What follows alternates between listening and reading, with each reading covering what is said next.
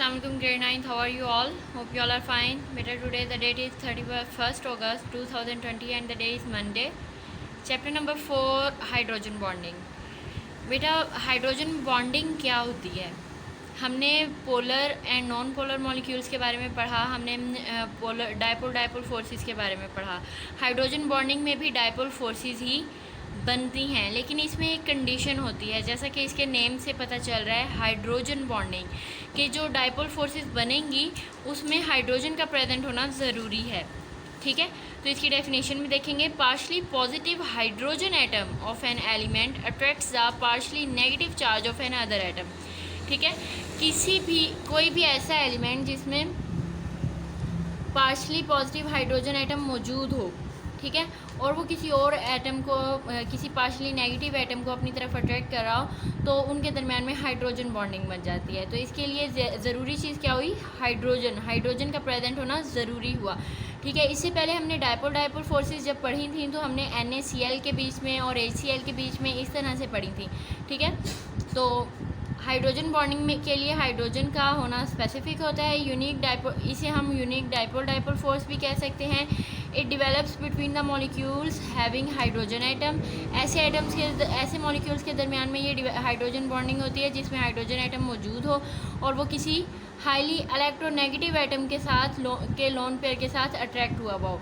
ठीक है, highly electronegative element जिनके लोन पेयर्स मौजूद होते हैं वो कौन कौन से हैं? नाइट्रोजन, ऑक्सीजन और फ्लोरीन.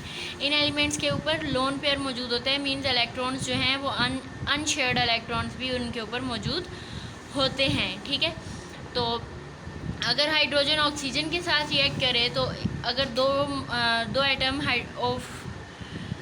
दो हाइड्रोजन के एटम एक ऑक्सीजन के एटम के साथ रिएक्ट करें तो वो H2O बना देते हैं. ठीक है, इसी तरह से NH3 बनता है. ठीक है, HF इस तरह से. It's covalent bond make it polar with positive and negative poles. इनके जो वो कोवलेंट बॉन्ड होते हैं, जैसे सामने हमारे पास हाइड्रोजन के दरमियान में शो किया गया है, हाइड्रोजन का ऑक्सीजन के साथ बॉन्ड बना हुआ है और एक और हाइड्रोजन इसके साथ अटैच्ड है. ठीक है, इनके दरमियान में ये वाली जो लाइन हैं ये इसके कोवलेंट बॉन्ड को शो कर रही हैं. ठीक है, तो इनका जो कोवलेंट बॉन्ड है ये शो कर रहा है कि हाइड्रोजन के जो चार्जेस हैं, हाइड्रोजन का जो नेगेटिव आइन है वो हाइड्रोजन के इलेक्ट्रॉन्स को ऑक्सीजन ने अपनी तरफ अट्रैक्ट किया हुआ है. इस वजह से हाइड्रोजन के ऊपर पॉजिटिव चार्ज आ गया और ऑक्सीजन के ऊपर नेगेटिव चार्ज आ गया. इसी तरह से इसने इसे क्या बना दिया? पोलर बना दिया है. और यहाँ पे ऑक्सीजन और हाइड्रोजन, दूसरा मॉलिक्यूल है वाटर का, ये आपस में एक दूसरे के साथ अट्रैक्ट होते हैं. तो हम ये डॉटेड लाइन के साथ हाइड्रोजन बॉन्डिंग को शो कर रहे हैं. ठीक है, और ये जो स्ट्रेट लाइंस हैं इनके साथ हम कोवलेंट बॉन्ड को शो कर रहे हैं. ठीक है, ये वाली जो लाइन हैं ये हाइड्रोजन बॉन्ड का बता रही हैं कि इनका आपस में हाइड्रोजन बॉन्डिंग का रिलेशन भी मौजूद है. ठीक है, और boiling point of water is greater than alcohol. Why? बेटा बॉइलिंग पॉइंट ऑफ वाटर क्यों इंक्रीज़ होता है? क्योंकि वाटर के अंदर हाइड्रोजन बॉन्डिंग मौजूद होती है. हाइड्रोजन बॉन्डिंग की वजह से मॉलिक्यूल्स जो हैं एक दूसरे की तरफ अट्रैक्ट हुए होते हैं. ठीक है, एक तो इनके अंदर पहले से कोवलेंट बॉन्ड मौजूद है और जब ये एक दूसरे के नज़दीक आते हैं तो ये बीच में हाइड्रोजन बॉन्डिंग भी कर लेते हैं, जिसकी वजह से ये स्ट्रांगली एक दूसरे की तरफ अट्रैक्ट हो जाते हैं. और फिर इन्हें बॉयल करना, अल्कोहल की निस्बत इसे बॉयल करना थोड़ा सा मुश्किल होता है और इसे ज़्यादा टेम्परेचर की ज़रूरत होती है बॉयल करने के लिए. ठीक है, why ice float over water? Ice water के ऊपर फ्लोट क्यों करती है?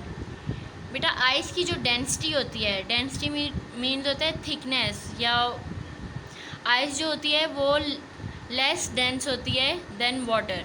ठीक है, जो वाटर ज़्यादा हैवी होता है और आइस हल्की होने की वजह से ऊपर तैरती है. ऐसा क्यों होता है? वाटर के मॉलिक्यूल्स जब रूम टेम्परेचर पे मौजूद होते हैं तो वो रैंडमली हर तरफ मूव कर रहे होते हैं. ठीक है, मीन जहाँ पे भी आप वाटर को पोर करेंगे तो वो इधर उधर मूव कर रहे होंगे. अगर हम उसे जग में डाल दें तो उसके मॉलिक्यूल्स उसके अकॉर्डिंग हो जाएंगे. अगर हम उसे ग्लास में डाल दें तो उसके मॉलिक्यूल्स उसके मुताबिक अरेंज हो जाएंगे. ठीक है, और कंटिन्यूस मोशन में होते हैं. लेकिन जब हम वाटर को फ्रीज़ कर देते हैं, ठीक है, तो इसके मॉलिक्यूल्स जो हैं वो एक जगह पे अरेंज होना शुरू हो जाते हैं. हर मॉलिक्यूल एक स्पेसिफिक जगह पे अरेंज हो जाता है. ठीक है, मुसलसल मूव नहीं कर रहे होते तो उसके दरमियान में काफ़ी गैप भी आ जाता है, ओपन स्ट्रक्चर इसका फॉर्म हो जाता है. ठीक है, जिसकी वजह से इसकी डेंसिटी कम हो जाती है और डेंसिटी कम होने की वजह से आइस जो है वो हल्की हो जाती है और हल्की होने की वजह से वाटर के ऊपर फ्लोट करती है, ठीक है, मीन्स वाटर के ऊपर तैरती है। जब आप पानी के अंदर बर्फ़ डालते हैं तो वो ऊपर ऊपर ही तैरती रहती है ना, क्यों? क्योंकि आइस जो है वो लेस डेंस होती है और वाटर की डेंसिटी ज़्यादा होती है, जिसकी वजह से वाटर भारी होने की वजह से नीचे रहता है और आइस हल्की होने की वजह से ऊपर रहती है, ठीक है। Now open your books. Page number 67 है हाइड्रोजन बॉन्डिंग। बेटा इसमें ये सारा पैराग्राफ इंक्लूडेड होगा, इसकी एग्जांपल भी इंक्लूडेड होगी, ठीक है। इसे मैंने पॉइंट्स की फॉर्म में आपको बताया है, समझाया है, ठीक है। तो आप लोग भी इसे पॉइंट्स की फॉर्म में प्रिपेयर कर सकते हैं। पेज नंबर 67, ठीक है। इसकी डेफिनेशन है, यहाँ से इसे यहाँ से हाईलाइट करेंगे। पार्शली पॉजिटिव चार्ज हाइड्रोजन, यहाँ से लेके यहाँ तक जहाँ पे ये हाईलाइट हुआ हुआ है हाइड्रोजन बॉन्डिंग, ये इसकी डेफिनेशन है। और नीचे जो स्ट्रक्चर गिवन है ये इसकी एग्जांपल के तौर पर आ जाएगा, ठीक है। और यहाँ पे इसकी एक्सप्लेनेशन है। नेक्स्ट पेज ओपन करेंगे, पेज नंबर 68।